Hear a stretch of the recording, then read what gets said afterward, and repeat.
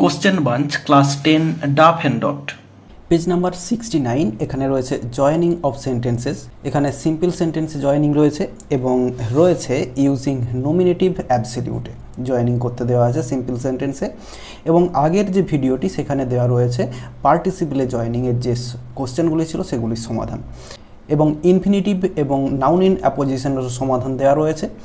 Description box এবং and স্ক্রিনে প্লেলিস্টের link দেওয়া রয়েছে, সেখান থেকে তোমরা সেই ভিডিওগুলি দেখে নিতে পারো। তাহলে এই ভিডিওতে নমিনেটিভ অ্যাবসলিউটে জয়েনিং সিম্পল সেন্টেন্সে প্রথমে রয়েছে the sunset we started back home. তাহলে দি সানসেট সূর্য ডুবে গিয়েছিল, উই স্টার্টেড ব্যাক হোম আমরা বাড়ি ফিরে আসতে শুরু করেছিলাম।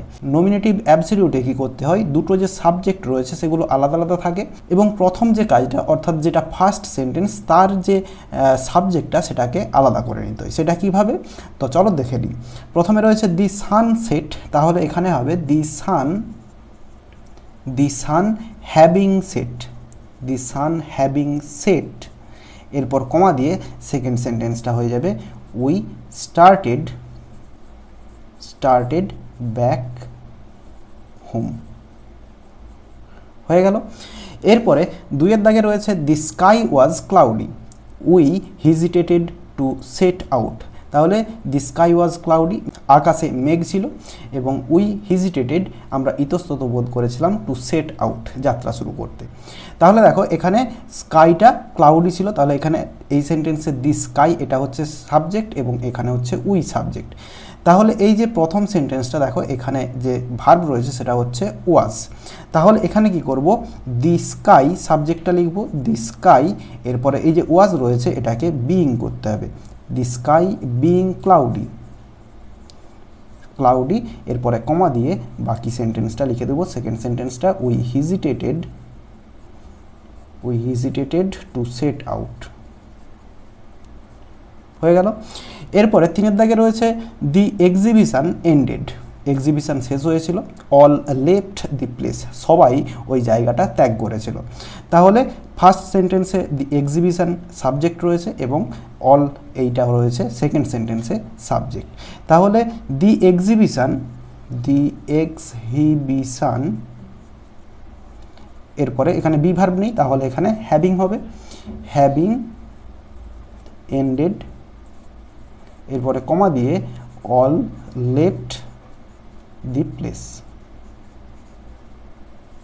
হয়ে গেল। এরপরে চারের দাগে রয়েছে মাই ফাদার ইজ ইল, আমার বাবা অসুস্থ, I have to do everything myself, সমস্ত কিছুই আমাকে নিজেকে করতে হবে। তাহলে এই যে প্রথম সেন্টেন্সে সাবজেক্ট সেটা হচ্ছে মাই ফাদার এবং সেকেন্ড সেন্টেন্সে সাবজেক্ট আই। তাহলে এখানে রয়েছে বি ভার্ব রয়েছে, তাহলে এখানে মাই ফাদার বিইং ইল, এরপর কমা দিয়ে সেকেন্ড সেন্টেন্সটা I have to do everything myself.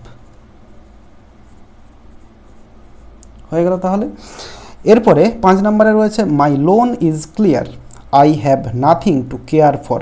তাহলে এখানে রয়েছে দেখো ফার্স্ট সেন্টেন্সের সাবজেক্ট মাই লোন, এরপরে সেকেন্ড সেন্টেন্সের সাবজেক্ট আই, তাহলে এবং রয়েছে ইজ দিয়ে অর্থাৎ বি ভার্বে রয়েছে। তাহলে মাই লোন বিইং ক্লিয়ার এবং এরপরে কমা দিয়ে second sentence I have nothing to care for. হয়ে গেল। এরপরে 6 দাগে রয়েছে the dinner was over, we left the place, dinner শেষ হয়েছিল এবং আমরা ওই জায়গাটা ত্যাগ করেছিলাম। তাহলে প্রথম সেন্টেন্সের সাবজেক্ট দি ডিনার এবং সেকেন্ডে উই এবং রয়েছে বি ভার্ব দিয়ে। তাহলে দি ডিনার এরপরে ওয়াজ থাকার জন্য বিইং ওভার এবং কমা দিয়ে second sentence we left the place. এরপর 7 দাগে রয়েছে the meeting was over, the members dispersed. তাহলে এখানে দি মিটিং সাবজেক্ট এবং এখানে দি মেম্বার্স সাবজেক্ট এবং রয়েছে ফার্স্ট সেন্টেন্স ওয়াজ দিয়ে। তাহলে অ্যান্সারটা হবে দি মিটিং বিইং হবে, বিইং ওভার এরপর কমা দিয়ে সেকেন্ড সেন্টেন্স দি মেম্বার্স